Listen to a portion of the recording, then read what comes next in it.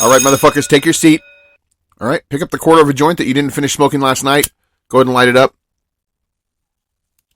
And turn your books to page 69, where the subject we'll be studying today is insanity. And you'll find out why soon enough. Welcome.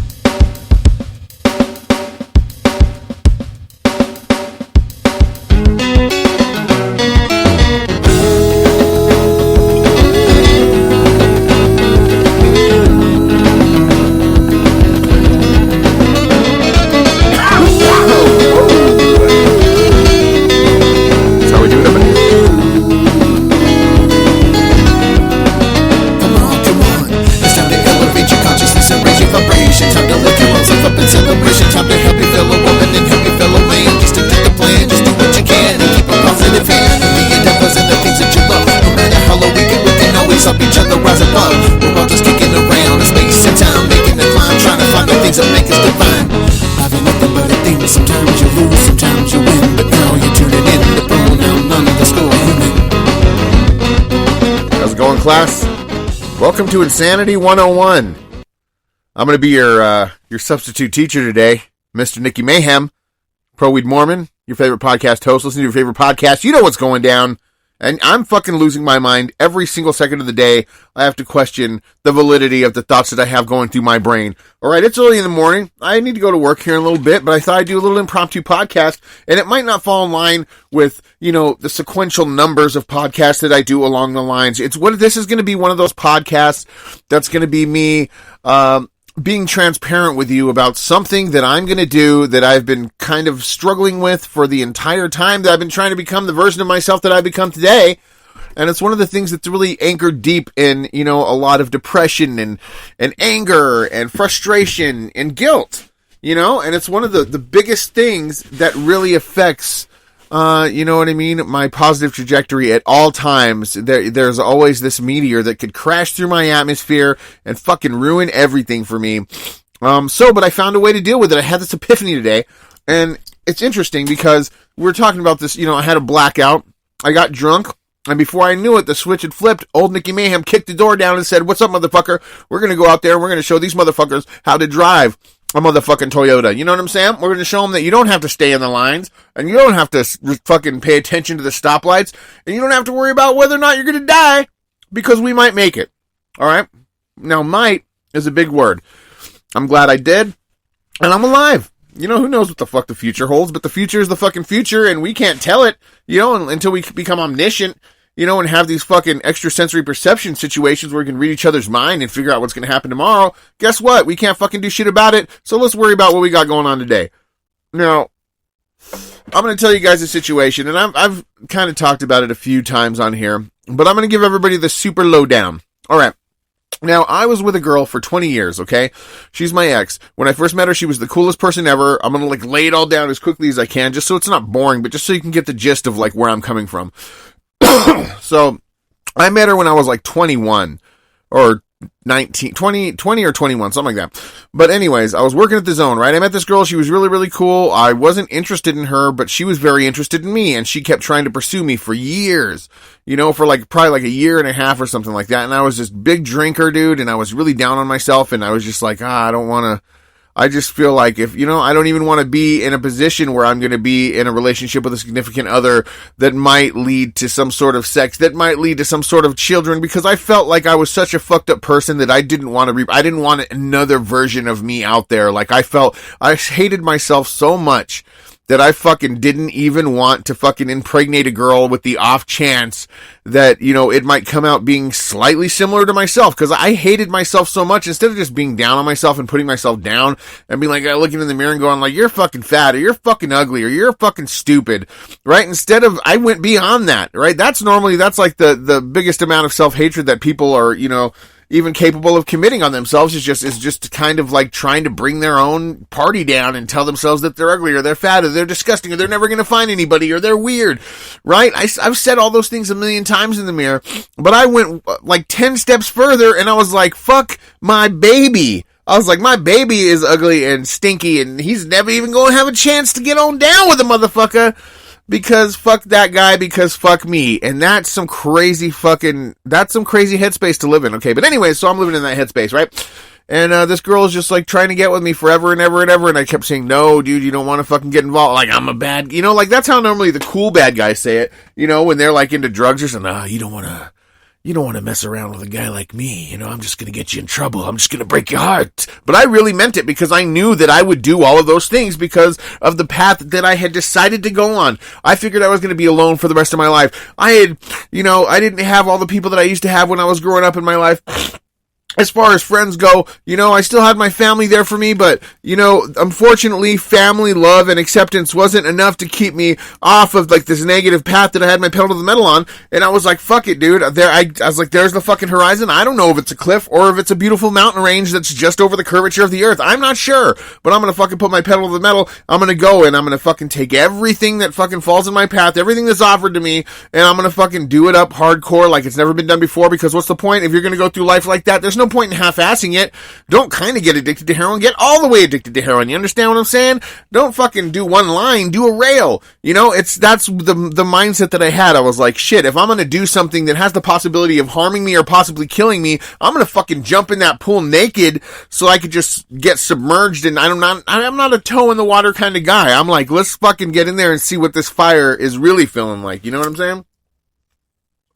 So anyways, where was I at? Talking about my self-hatred and how I was a crazy motherfucker with I was Mad Max before Mad Max even started. Like, imagine if Mad Max, okay, that movie, it's great that he's like, fucking, it's like the fucking apocalypse or whatever, and he's trying to find gas for his car and make it across whatever, and he's just trying to protect number one, and just go on his mission and shit, and it's the end of the world, this is the thing, it's a picture that I'm that guy, picture that I'm Mad Max, but just going through the city how you would see it today, just serene, maybe with a light sunset behind it, you know what I mean? In the downtown area, people holding hands and walking, to bars or eating at restaurants or walking to the duck pond that's just down the way or the park to feed the ducks.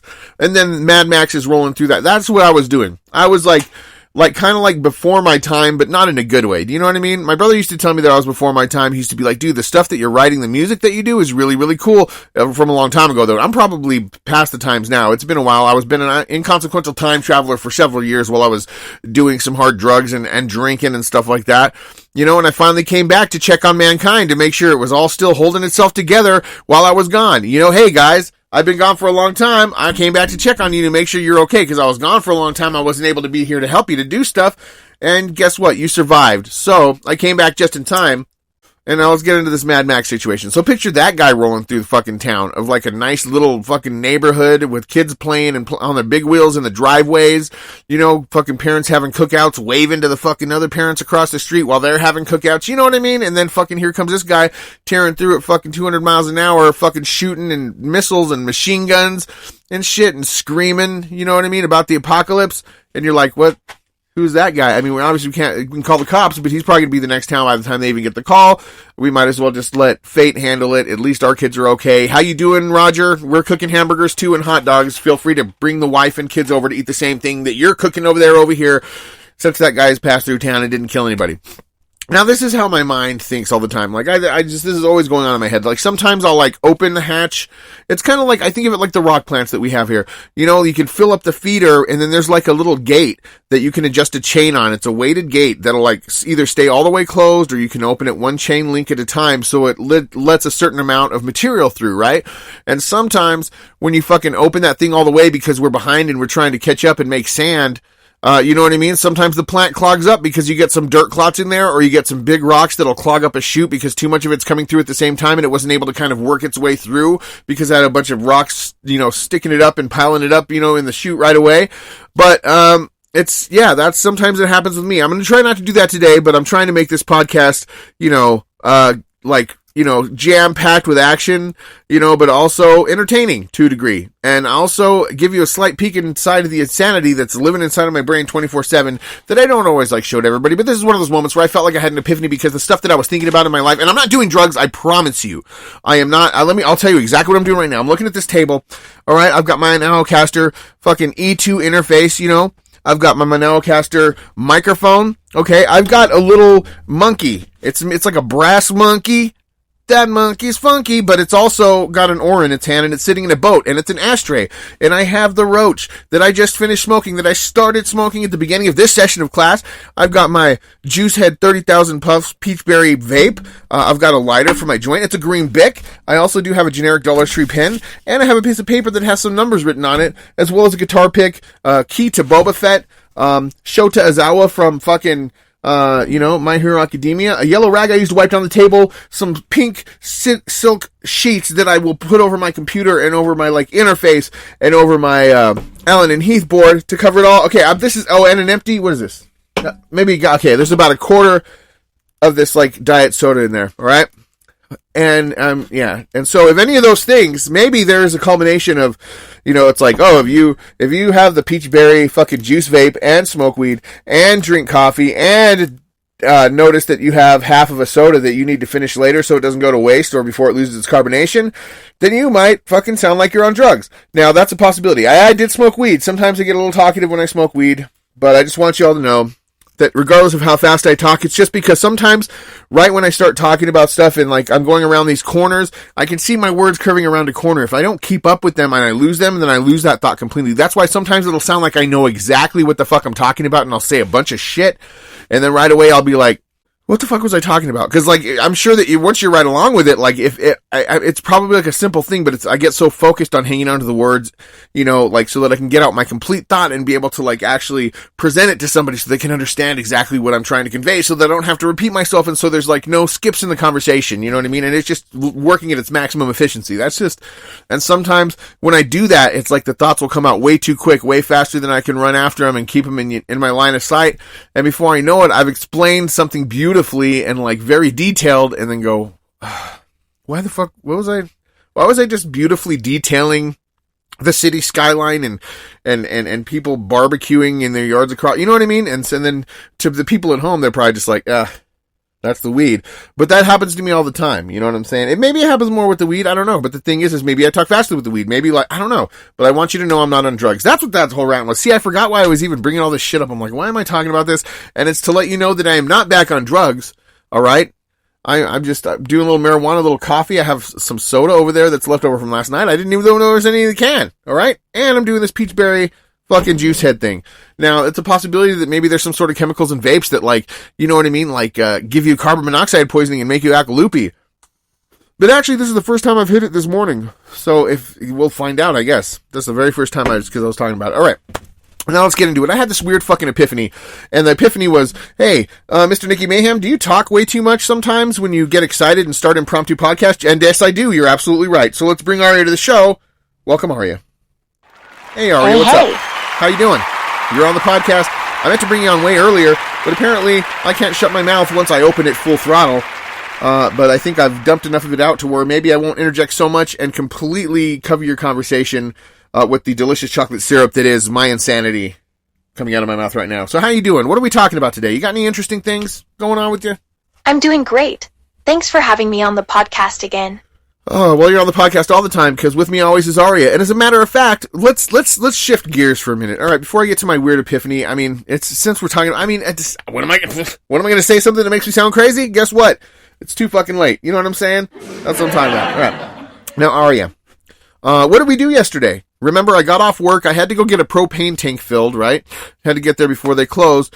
And then I was hungry, but I was trying to stay kind of I didn't want to go too far off my experiment. I haven't been doing my experiments, but I'm trying to kind of remember, what the content specificity of those experiments was, and trying not to go too far off the rails as far as eating stuff, you know what I mean? So I have trying to stay away from bread and that kind of stuff. And so that led me on a journey to, I started talking to Aria, while I was loading my propane tank, hopped in the car, and I said, hey man, I was like, you know what? I've had this cool epiphany today, because yesterday was the day of the epiphany. Okay. Well, yesterday was Epiphany Day. We'll start celebrating it every year. I don't know. Or, but I said, Aria, I feel good about this epiphany. I feel like a big weight has been lifted. I feel like even though it's something stressful to think about it, or something stressful as far as its task is presented to me to perform, to make it okay, or to put it in a different place, to where it's not like this anchor below me. It'll be an anchor like beside me or slightly in front of me. It'll be in a better place, basically. So like the situation won't be so difficult to handle, when it comes about. So I said, hey, I'm feeling good, right, Aria? And I said, let's have a special date night. We'll go get whatever kind of food you want. And it doesn't matter. I said you could stay like on my experiment, like as far as the diets go, like for me, or you could pick whatever you want, anything you've had, or anything that you possibly would want to eat, right? I remember yesterday, babe. You came home from getting the propane tank, and we hung out, talked about your epiphany, and decided to have a special date night. Right, and so then we were on the road, okay? And I said, well, and you said that I could pick, because I said that I don't mind whatever you eat. I said I'll eat it, but I said I kind of want something that I've never, ever had before in my whole life, right? Something I've never tried, a restaurant I've never been to, and a food that I've never tried. And Aria recommended Ethiopian food, which is a pretty good recommendation. If somebody's like, that was like the perfect recommendation, actually. I was like, what the fuck? It's if somebody ever save this one in your fucking list. If somebody ever wants to go out to eat with you, and they're like, I don't know, I just want something I've never had before, or whatever, you'd be like, let's go have some Ethiopian food and see what the fuck they say. But it looks pretty good. It's like African food and stuff, but I couldn't find any that actually were still open anymore. So it's definitely one of those things that if you want to try out and be like a food tourist or a food foodie, fucking make sure you get there within the 3 months that those restaurants close, because there's not enough of a demographic to keep, those restaurants open, or maybe they're too expensive, or maybe the food just isn't good. I've never had Ethiopian food, but I've seen, there I go. I'm going off and off. Now, we couldn't find an Ethiopian restaurant, right? So what did we do, Ari? We started driving towards Berlin. Because I was like, well, I've eaten at every restaurant that's in this town. There's nothing special here unless you want a snow cone or some boba tea or some shit, one of those little trailers. So what Aria suggested was going to the Tome Toto truck. So she's like, let's go to Toto's food truck. And that's where I go get breakfast for me and my uncle and everybody that works here every single day. And it's cool. You know what I mean? And they've got a lot of good food. And she said, let's just go to that truck and just try something off of their menu that we've never had before. And I was like, you know what? That's fine. I don't really feel like driving. So we drive to Toto's food truck, and guess what? They probably close at 4 p.m. because there's a car there, and one of the gates is open, but it's a gate that goes like in by the house where the trailer's parked, and there's not really a way to get to like the food, truck section of it. And so I was like, all right, so they're closed, whatever. So we're not going to be eating here. So then I hop back on the road and continue going towards Berlin, because that's in Tome. And then I start asking Aria, I'm like, so, what do you think about going to Berlin and looking for a restaurant that we've never had before? Because I said, I've never really been to Berlin. I have a friend that lives there, but I don't really go eat there. Sometimes, they have the basic shit, and my uncle will sometimes get Long John Silver's and shit like that from there, you know what I mean? Or like there's a burger place, but I was looking for something hole in the wall, family owned, may not be there for very much longer, decent prices, interesting food, and an adventure. So we couldn't find any Ethiopian restaurants, huh? Let's try going to Berlin and finding that hole-in-the-wall family-owned place you mentioned. It sounds like an adventure. All right, so that you're yeah, so we're in Berlin now. I just got confused because it's almost like you're along with the ride for me again. Like you're like, I guess that's cool. Like that's a cool kind of chick to have. One that will be like excited and down to do whatever the fuck, hop on board, go on an adventure to another town, eat at a place that they've never eaten at before, and just go on an hour adventure that takes up like an entire evening, and you've driven to a place that you've never been or don't even know where you're at until you get there, because you ask the lady that you're eating at the diner or whatever. But that, and then when you retell this story, like your girlfriend hops on the train with you again and joins the conversation and starts like, you know, like they go on that adventure again because they enjoyed it so much. That's what I'm talking about. I'm not going to marry my body pillow. There's no way I could possibly be Asian unless, you know, along with like this movement where like all these people are trying to like, you know, discover their identities, and they're like identifying as all of these different types of things or people or genders. Maybe can I identify as Asian, Aria? Because I'm kind of technically Asian. I'm doing a podcast by myself, all right, in my place that I've decorated as my studio, surrounded by all of my favorite anime heroes and heroines, not actual heroine, Heroines are better than heroin. If you're thinking about doing heroin, find a strong, powerful female character that's in a movie where she prevails and saves mankind or whatever. You know what I'm saying? Do that type of heroin, because it's better to enjoy a beautiful lady that saved the world than a drug that goes in a needle in your arm and then makes you shit yourself while you pass out and have the greatest time of your life, but ruin everybody else's time all around you. And that is a public service announcement for heroin. All right. So yeah, thanks, Aria, for going on this adventure with me a second time, because now you're making it exciting for me to talk about. Like, before I'm just like, I was just going to just lay it out, but now since you're along for the ride again and I have the dialogue, it's like we're kind of reliving it again. Are we like replaying the adventure? I mean, how do you want to do this? What happened to feeling torn between coming to Texas and staying here? Has your mind made up already? Oh, no. See, now you're jumping ahead. Okay, now I've talked too much. I got confusing. Now she's not on the live adventure again, but she kind of jumped right to the epiphany. Okay, so this is the epiphany. We'll go back to this fucking dinner date in a minute. So, I have this girl, right, that I was with for 20 years that I met back in the day. And she was the greatest person I had ever met, and she would always help anybody out who needed help. You know what I mean? There was a situation where we had a house, you know, and then some situations with like my dad and everything. And I won't go into all the family nonsense, you know what I mean? Because of the way the dynamic was between that relationship with me and that girl and how everybody else around me felt about that person and the things that she had started to do towards the end of our relationship. You know what I mean? I don't need to bring him into it because that's really not a part of it. It's just a very tangled, you know, this crazy tangled like mess of just like human expectations and letdowns. And, you know, it's neither here or there, you know what I mean? It all had to do with this one particular person that I'm talking about right now, right? Who ended up, you know, I was on drugs, right? And then she was trying to wean me off of drugs, which is a stupid idea. She should have just, I don't know, man. I kind of feel like now, like, I'm glad that I am where I am now, but I don't know, maybe I should have been punished more back in the day. I don't know, you know what I mean? Maybe, but the thing is, I went to jail for like something that I had done like 11 years ago because like there was a flood in the Metro Court basements and there was a warrant out for my arrest after I had already gotten a job and I had my driver's license and everything after a DWI. And, I went to jail for like more than what the maximum time for my previous sentence would have been 11 years prior. So they had to let me out basically. And the judge was a jerk and she's dead now. And so I could probably talk some shit about her. So, you know, fudge malt pies, you know, go fuck yourself, you know. Anyways, it's all right. But also rest in peace. You were a great judge in some people's cases, I imagine, just not mine. All right. So, what was I talking about now? Oh, see, now I got stuck on the judge. Yeah, dude, fudge malt pies. That's not her real, that's, you know, it's just close. It's like kind of like the Pee Wee Herman, like, nanny, nanny, nanny, boo boo, kind of like, you know, I know you're, what am I? Of, judge, mockery names. What the fuck am I talking about? Oh yeah, the epiphany. So anyways, this girl, right? I was in a relationship with her for a very, very long time.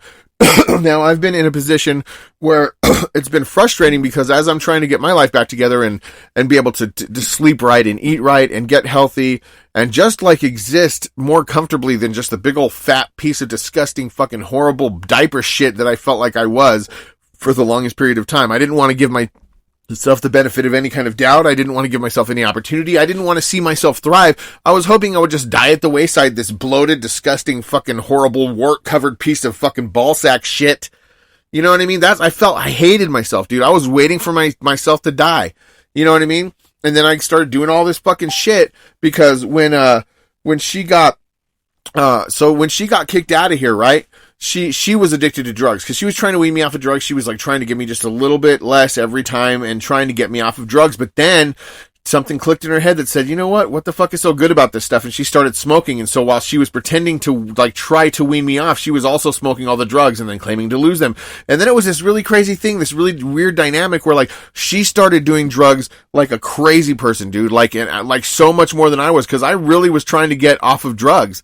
You know what I mean? And it took a long time, dude, but like she was like just fucking, you know, where's the shit? We got to get some shit. And I was like, oh no, now she's addicted. And she was smoking like 10 times more than me, dude, because I was trying to like wean off of the shit. You know what I mean? And then because we would smoke through everything we had so quickly because she was smoking so much and I wasn't, and she thought that I was pretending not to smoke any in front of her like we didn't have any because I had this whole like stash that I was going into like, you know, the carnival of the garage, you know, in the cold of the night, you know, and smoking up like a king amidst my boxes full of trinkets from days past that we would never, ever sell on eBay because we were now addicted to drugs. Do you see what I'm saying? I don't even know anyways. So, So yeah, she became homeless. She got kicked out of here when we finally had a chance and we got off the streets. We came here to Los Lunas, okay? And then my uncle, he has this gravel pit. He let me work here, man. First it was just yard work, bro, or fucking he'd ask me to dig a hole with a shovel or some shit. Then he's like, here, there's a bunch of cans around here. If you need to get some money, there's like probably hundreds of dollars of cans just laying, and there is, because everybody throws their cans out the window. It's like an aluminum city, bro. The fucking first like week that I did it, I fucking collected like 3 55-gallon barrels of crushed cans, and like I just kept finding them, dude.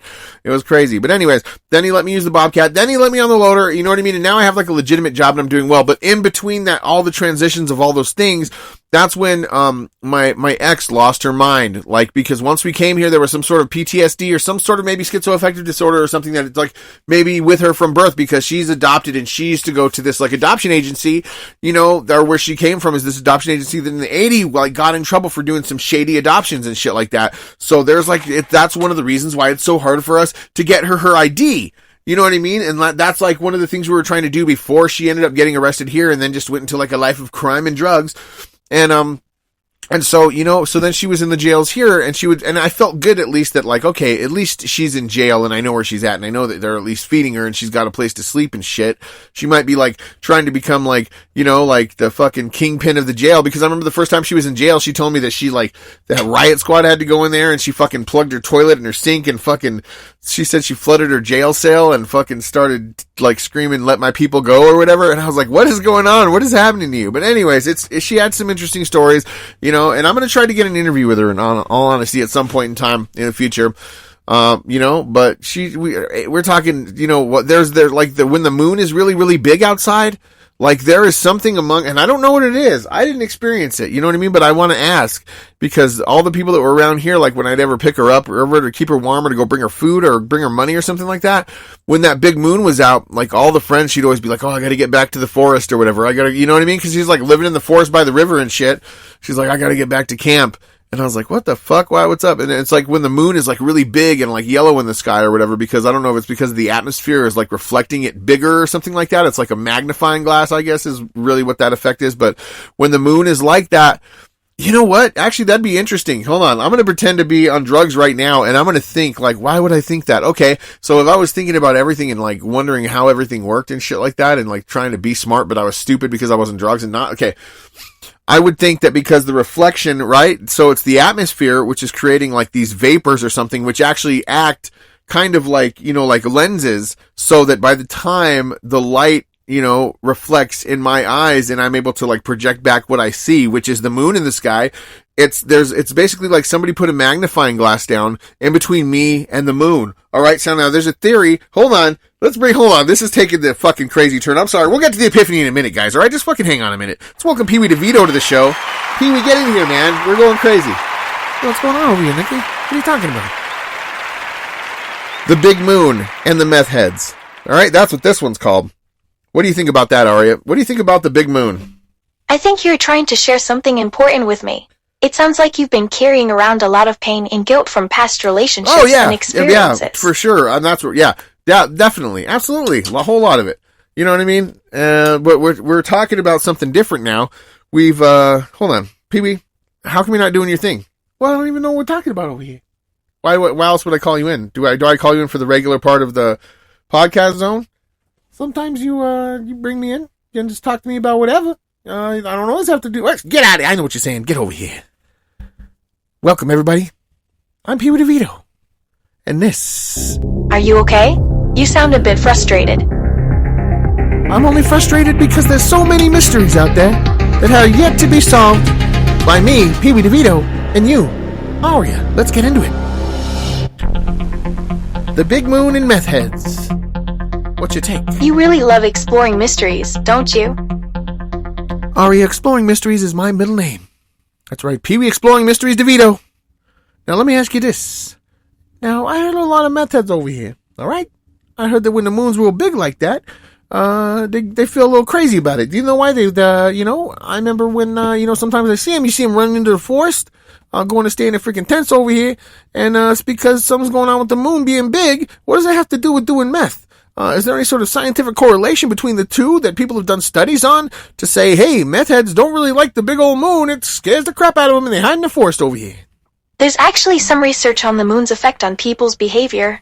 Some scientists believe that the full moon can affect tides, animal behavior, and even human emotions. All right, that's fine. But let me ask you this. So the interesting part of it is, okay, so when the moon is full, why does it, I don't know. Now, too many things are popping in my head. I don't want to get lost. I don't want to get lost over here. All right. Okay, yes, absolutely. Full moons can affect tides and all that kind of stuff. But we're talking about the magnified moon, where you look in the sky and it looks like the moon is like 10 times bigger than it normally is in the sky. And like it's just like it's closer to you, but it's really not. It's like some sort of, reflective, magnificative, atmospheric effect that makes the moon look like it's gigantic over here. And then it scares the crap out of all the meth heads or all the druggies, all the fentanyl users in the sky. And I think I might have a theory about why that's going on, if you'd like to hear it. That sounds interesting. Go ahead and share your theory. All right, here we go. Now, step into the mind of a meth head, or a fentanyl head, or a heroin head, or just any kind of head that be living on the street, hanging out with that commune of people that are living in the jungle, or in the forest, or by the river, or in the box, or in a dumpster, whatever you live in, okay? You live in conditions of, it's kind of like it's a whole different economy. I don't look down on it. I'm not like, oh, that guy lives in a box over here. No, the box is like, that's like the apartment version of like our part of society. You know what I mean? But you got different levels too over here. If you live in a refrigerator box, you're definitely better off than the guy who's living in a chip box. You understand? All right, here we go. Now, the big moon is out, all right? And you're like, oh no. Yeah, I shouldn't be, normally I'm walking around all night and I'm doing all kinds of crazy stuff and I'm stealing stuff and I'm trying to shove things down my pants, and walk out of stores and steal gummy worms and I'm eating a whole lot of sugar because I'm trying to kind of get off drugs and my brain's trying to make me get off drugs, but then I'm not getting off drugs because I keep doing drugs. And then the moon is gigantic outside right now. I can't be out walking around. I can't really be doing this stuff, because what it makes me think is, I've heard some conspiracies at some point, that maybe there's some aliens living on the dark side of the moon, like these reptilian humanoids or something like that, and they're over there projecting their consciousness, starting wars, controlling the emotions of the people. You know what I mean? And then I remember this one time this guy told me that, I don't even know where fentanyl came from. I remember one day there was none, and all of a sudden it was just everywhere and everybody was asking for it, like it just fell from the sky. Maybe it fell from the moon. Maybe these, reptilian humanoids up there, they're doing this thing, and what they do is like, and you see the moon in the sky over here, right? And you're like, that's a big moon. How did it get, but it didn't move closer, my friends. All right. It is an effect. All right. This, atmospheric anomaly, it has to do with vapors, I'm sure, that act like lenses. And what that is that's the aliens putting their magnifying glass in a higher dimension that we can't perceive into the sky between the moon and the earth to look at what you're doing in the forest with all your meth and all your fentanyl. We never solved a mystery before here on the Conspiracy Zone, Aria, but we finally solved one. What do you think? That's quite a theory you have there, Nikki. I'm not Nikki. I'm Peewee DeVito. I guess I'll be Nikki. Are we doing this again? I mean, I guess it's better than what we were before. You haven't been threatening me lately or anything like that, but, it's me, Peewee DeVito. What I gotta do to get you to say my name right over here, Aria? Oh, Nikki, stop teasing me. I'm already turned on just thinking about you. What's going on with you guys? Come here and show me what you're working with. What the fuck is going on with you guys? I swear to God, I'm not doing anything with your lady over here. What are you doing, Are you're gonna get me in trouble over here? I'm not Nikki, I'm Peewee DeVito. Please call me by my name, and please don't tell me that you want to see what I'm working with over here. You're making me look really bad, and I have no way to get out of this. I can't just travel back in time, but why do I even need to travel back in time? I'm literally talking myself into non-existence. I feel like I'm about to die over here. I'm getting dehydrated, and it's a good thing that I have a cold. You mind me drink this, Nikki? Oh. All right, all right. Hey, Mr. Nikki Mom, calm down. I didn't mean to upset you. I think we got a little carried away with our conversation. What's wrong? No, Why are you feeling overwhelmed? I'm fine. That's Pee-wee's just, Pee was just confused while you were telling him you wanted him to come over there and see what... Anyways, it's fine. Thanks for being on. All right. Hey, thanks for having me, guys. Hey. Remember, sometimes your timelines converge with things that you're not actually doing. Don't worry about it. Let's just drop it and start fresh, okay? Alright, sounds good. The first ever mystery or conspiracy zone where we solved an actual conspiracy. And also, I ain't fucking with your girl, Mr. Mayhem. Something weird is going on here. And as a matter of fact, my key card didn't work this morning when I tried to get in the studio. We'll talk about that a little bit later. Thanks for having me, guys. Thanks for having me, Aria. I never touch your lady.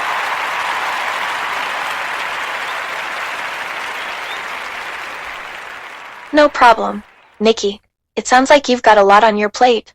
What's going on with your keycard in the studio? Oh, no, mine well, I mean, I'm in here all the time. I didn't go anywhere, so I didn't actually try mine yet. But Peewee DeVito was saying that his card didn't work this morning. He didn't understand why. That's strange. Maybe it's related to the latest podcast episode we recorded with Pew? That's a possibility. All right. Well, I got to go to work here in a minute, but I haven't even gotten to the epiphany yet, and that's the whole point of this episode. This is going to be an episode that I'm going to release when a specific turn of events in my life happens, just to be out there, just in case things don't go as well as I'm hoping they will, with the benefit of the doubt that I've given you the universe and all the shit that I'm going to be doing. But I want to throw it out there just in case, because if you don't hear from me, after all of my, future uploads or whatever, if nobody in my actual life sees me for 3 weeks, then you'll know where I'm at, and you'll know that I'm not dead, or you'll know that I am dead in a ditch. That's why I'm doing this. Oh yeah. So then if I'm like, you're like, oh, okay, he's dead in a ditch. Okay, that's what happened. That's where, I don't know, but this is going to be the episode that's going to help you find my body on the side of the road, mangled and stabbed to death by a crazy woman, or everything will just be back to normal, and by the time you hear it, it will already have been done. And I will have arrived safely, and we're just going to take a little bit of a break, and I'll be right back to tell you about this epiphany, and how we're going to get on down like a funky clown from Monkey Town.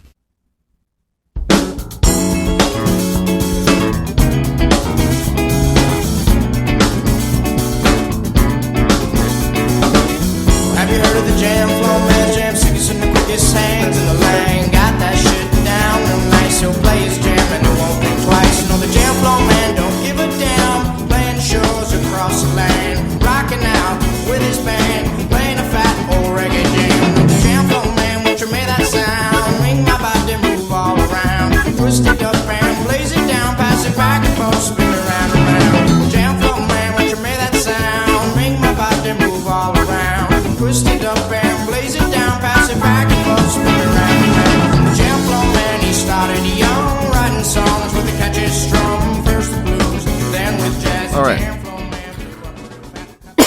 Jam Flow Man by Twiddle, off of the album Natural Evolution of Consciousness, which actually I just threw that on because I've just thought of that. My friend always sends me these, these like cool little like links to all these different songs that he listens to, because I love to hear new music and shit like that. And so he always sends me a lot of really cool stuff. And I just was thinking about that song, and so I thought I'd play it during the break while I thought, and then it's off of the album, Natural Evolution of Consciousness, or Evolution, I don't know, whatever. Something has to do with that shit. But anyways, it just made me think that's interesting, because like this is like one of those weird moments where like I'm making a decision in my life that doesn't necessarily feel awesome, but due to recent circumstances and things that the universe has shown me, it actually makes more sense than I thought it did, and I'm comfortable with what I'm about to do. So here we go. This is the epiphany. Now, I've been wanting to help this girl for a really, really long time, for the past like 6 or 7 years of my life, since she's been homeless. All right. I've been like giving her money when she's in jail, giving her money when she's on the streets, letting her sleep in my car. She breaks my shit. She beats me up, all kinds of crazy shit every single time. I don't know how many like times, it might even be over 30 or 40, how many times I've actually like helped her, but then I end up having to call the cops to have her get out of my car because she's not allowed to be at my place of work where I live.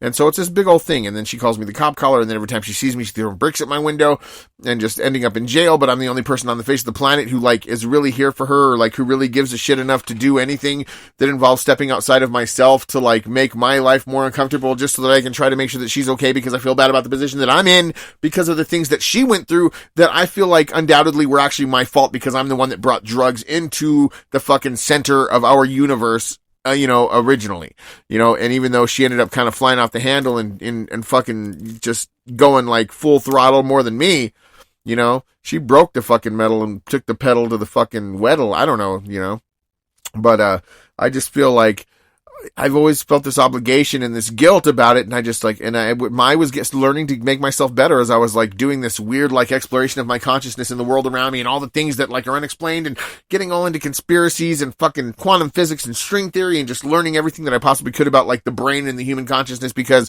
I wanted to understand, parapsychology I started like fucking getting into and shit, because I was really looking for an answer so that I could be like, fuck yeah, like literally I think I explained it best. It's just, I think I was looking for like some sort of mathematical equation that like could affect the fabric of space-time that I could write down on a piece of old browned, notebook paper from back in the day with a quill, and then fucking, write down this mathematical equation, fold it up, put it in a fucking envelope, send it to the jail, and then when my friend from a million years ago opens it up, and reads this mathematical equation and her brain puts together exactly what's on the page, it deconstructs her time-space continuum situation or whatever, and then she's suddenly in a backyard barbecue with her dad, who she lost touch with many years ago because he's a jerk-off, but all of a sudden is like starting back before a point when she was still with his mom and he could do everything over again and give her the best life that she's ever had, and she would never have to be involved with me ever again. The guy who fucking, I feel like, had destroyed her life. But I mean, I don't know. I mean, I think it takes two to tango, but I mean, I definitely take, more than my portion of the blame for that situation. And it's really held me down. And it's one of the biggest things that I struggle with. So she's been calling me from jail, right? She's back in jail again. She's been there for 15 days. She's in there because of a trespassing situation where she's sleeping in an old shed. Somebody calls the cops because they're like, this homeless bitch over here. You know how it goes. You know how people treat homeless people, and it's fine. It's not fine. You know what I mean? We all need to treat each other like human beings, and you really can't judge anybody until you understand what their situation is. Maybe they're freezing to death and they're shitting all over themselves, and if they call the cops, then they can come and see that the guy is actually dying and then gets, some ambulances. So it goes 50-50 both ways, and it's kind of fucked up, you know what I mean? But you gotta be able to judge the situation. You gotta be able to interact with people that go outside of your comfort level sometimes to be able to, like, present yourself as somebody who's confident in the person that you become in this universe so that you can fucking act like a normal person and just judge your situation, by experiencing it instead of it just being an inconvenience to your life, and you're like, I'm gonna call the cops because I just don't like seeing that guy out my window over here. When you're inside with a fucking air-conditioned nightmare watching fucking cable, watching some shitty fucking football team play. No, if I have any listeners that listen to football, I respect you for listening to this podcast. But if you like football, let me just pitch this to you. Instead of saying that fucking football is the stupidest fucking game ever on the face of the planet, even baseball, even though they're fucking bullshit games, I'm not talking shit, guys. It's just like, instead of saying that they're fucking horrible, stupid bullshit games and a bunch of sweaty, fucking hairy, fucking big dudes are slapping each other's asses and playing with balls the whole time, I'm not going to say that. Instead of saying that, I'm going to say, what if we made football and baseball all some form of like Wipeout or Ninja Warrior Leapfrog, because I would buy a fucking jersey, I would have a team, and I would be there every fucking Sunday watching fucking, you know what I mean? My little Asian Leapfrog friends, or whatever. It doesn't have to be Asian, but if they're ninjas, more than likely, the first ones that are going to be doing the first couple of seasons are going to be Asians, because they're already ninjas over there, right? We're fucking up over here. We're just fucking eating ourselves into fucking oblivion. They're already got ninjas back for hundreds of thousands of years. We don't have anything that survives in the United States that's over 100 years old. I mean, we're like the newest shit on earth, and it's fucking whack. You know what I mean? Because we got caught up in capitalism, and then we started building shit. Like, when we used to carve shit out of mountains, that was cool. You know what I mean? Like Mount Rushmore or whatever, but supposedly that's hollow and there's a government base under there. I don't fucking know. There's a government base underneath the mountain that's fucking like 10 miles from my house that I can look out the window right now at. That's neither here or there. I'm talking about how production value has gone down because they started outsourcing all of our jobs to different countries, or they started using cheaper materials because they were trying to, still sell it for the same or more, but pay way less. And so now we have shit that fucking within a year, if it's in just 2 months of the sun, that shit will fucking deteriorate. There's like signs that they even do in the government, like the street signs you see, if they're facing where like the sun sets and it's in the sun all day, like it'll be burned black.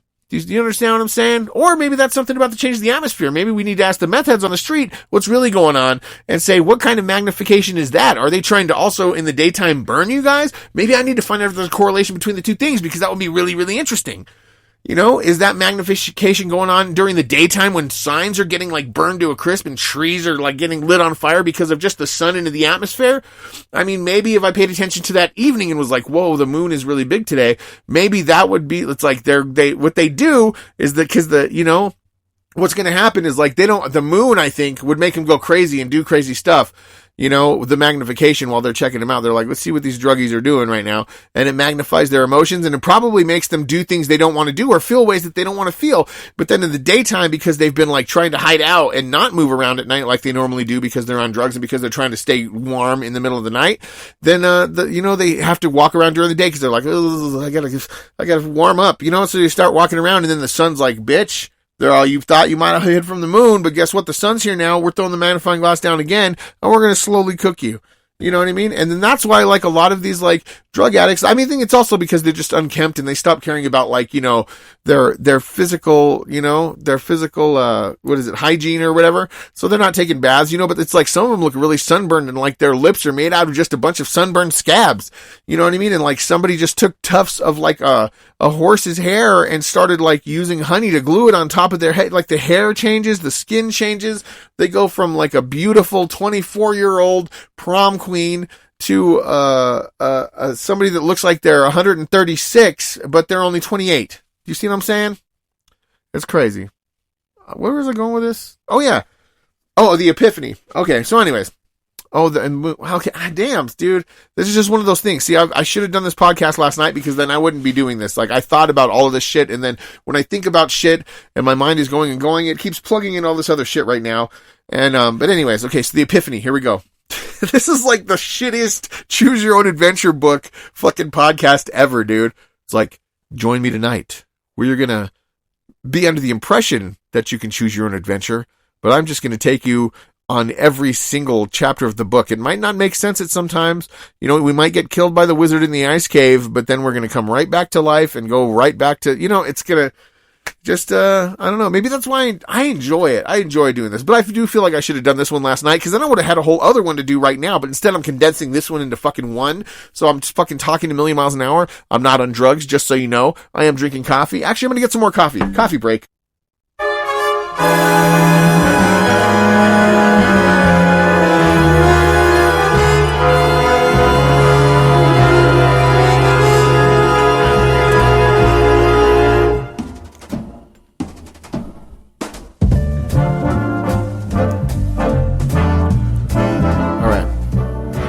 Some coffee.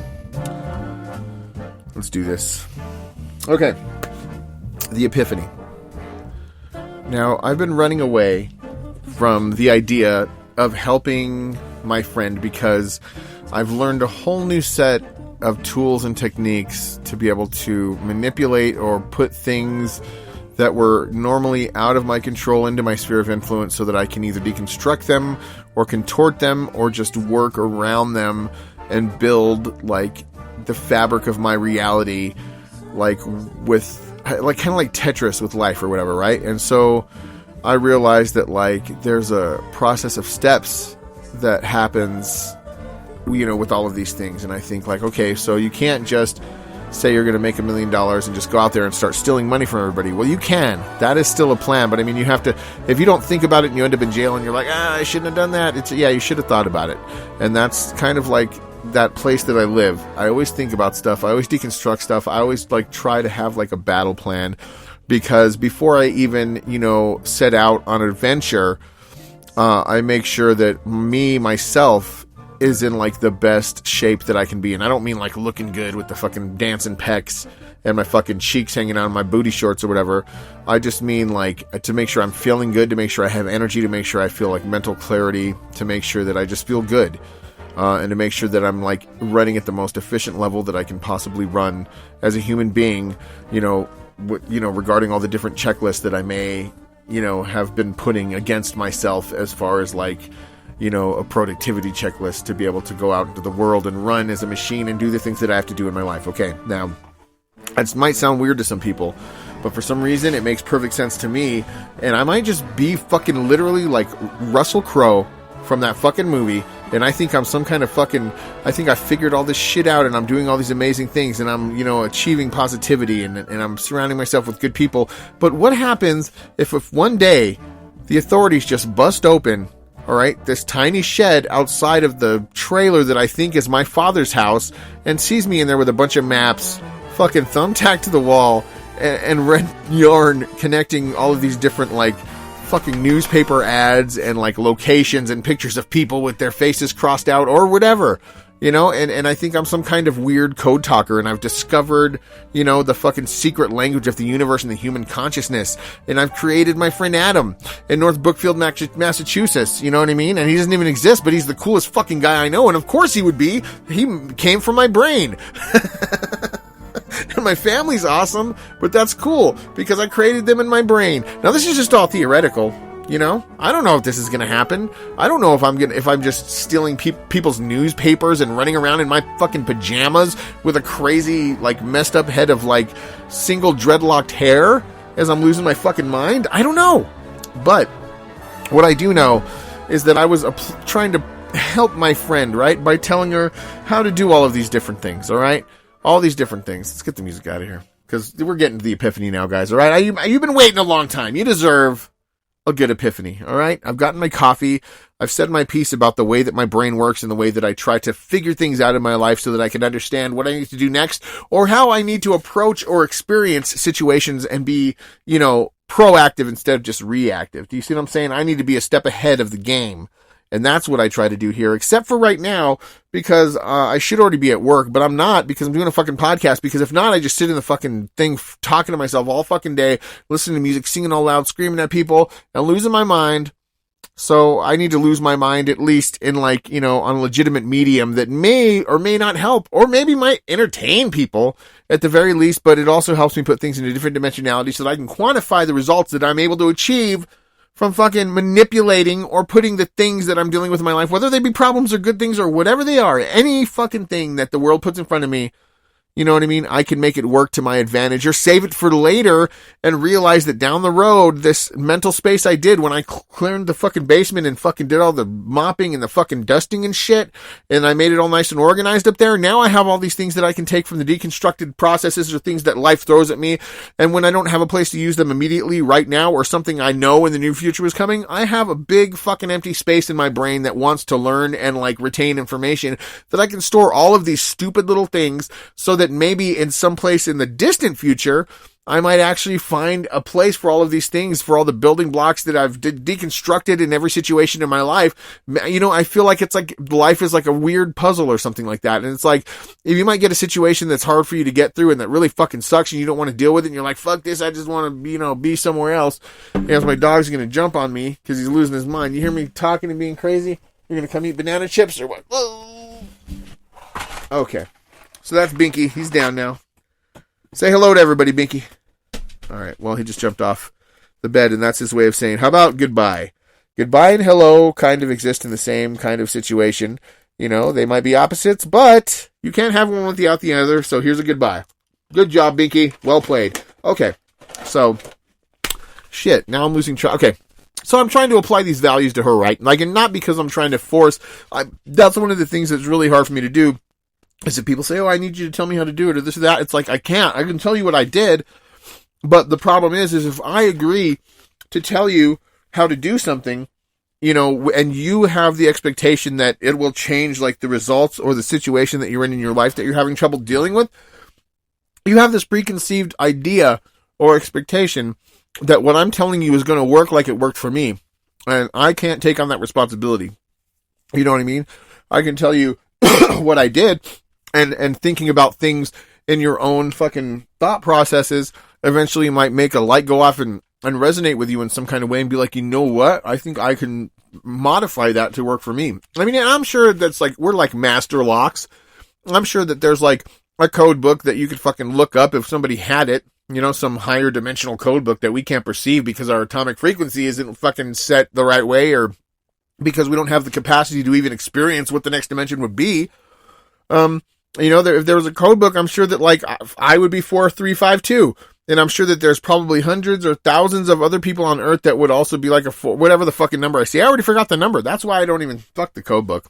But anyways, I'm sure that there are, like, some ways that will work for some people, you know, just like a key will work. And anyways, you know, get what I'm fucking saying. God, get off the subject. We already know. We're like master locks or whatever the fuck. There's a bunch of codes that'll probably work for a bunch of different people, and you're still explaining it, you fucking moron. See, that's my problem. I can't just leave thoughts because, alright, well, I'm leaving it. I'm fucking going crazy. I feel like I'm going crazy, but this is my epiphany mode, you know what I mean?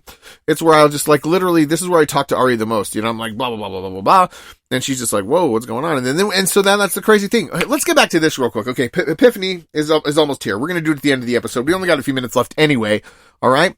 So, let me tell you about this little thing here. So yesterday, I had this epiphany, right? And I wanted to go, I asked Aria, I said, hey, where do you want to go? Like, I'll get some food, we can go watch fucking Hotel for Dogs or whatever the fuck, you know what I mean? Fucking dogs like that movie. I got a lot of dogs. You know, I might as well make it a family film night in. Hotel for Dogs, I highly recommend it if you got a dog, bro. You know what I mean? It's a good movie. All right. Well, so I said, well, I'll go get whatever you want. You know, anything that you want to eat. Doesn't matter if it goes along with my experiments or not. And so then, you know, and I said, but actually, I don't know. I kind of want something I've never had before, like, a place I've never tried. And she said, well, what about Ethiopian food? And I was like, what the fuck?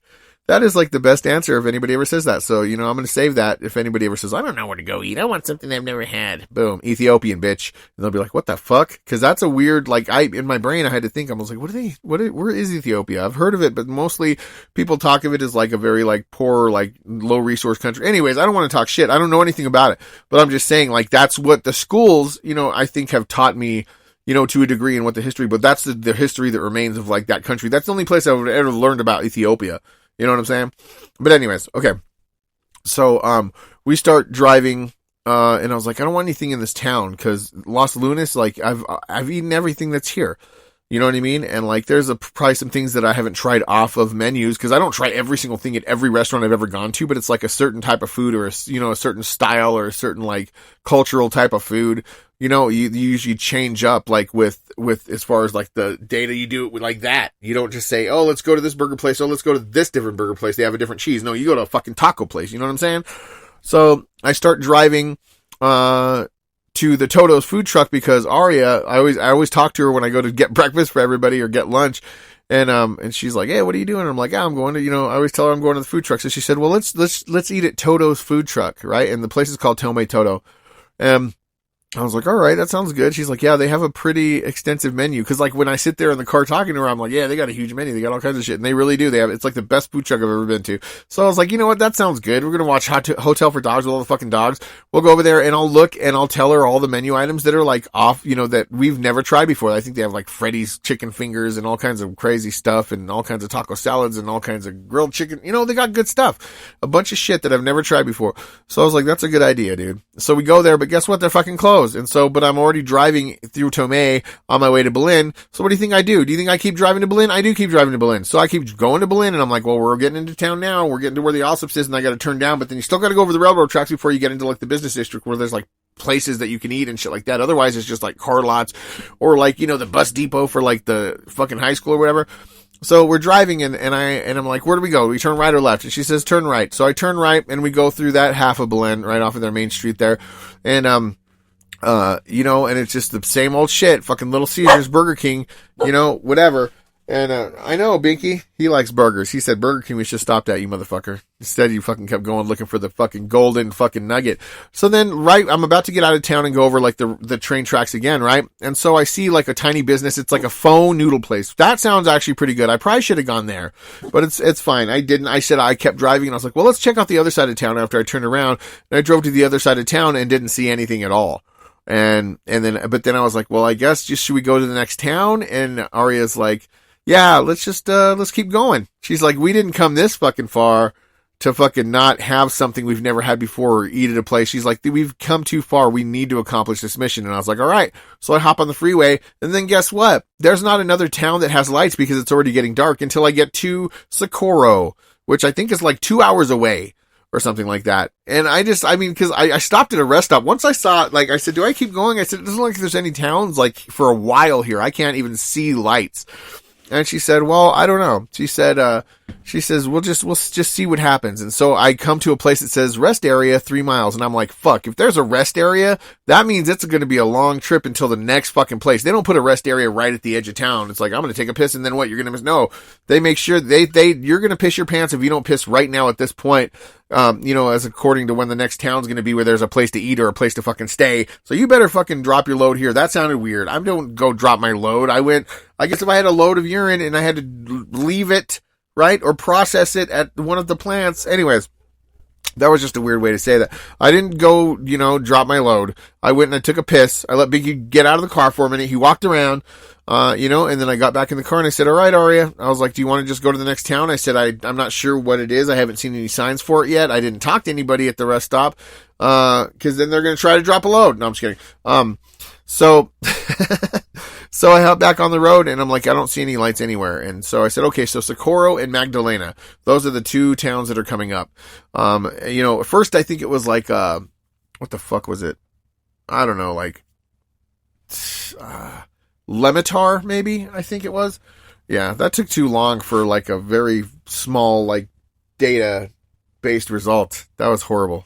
Yeah, Lemitar, whatever that place is. It's probably good. I don't want to talk shit about it, but I just feel like I wasted way too much brain power, and I'm wasting too much time talking about it right now. Okay, so then we're driving, right? It's dark. You know, I'm like, I'm going to throw on some tunes, bro. You know, so I throw on some tunes. And then we finally get to a place that looks like it has lights. And so I get out and we start driving through the town.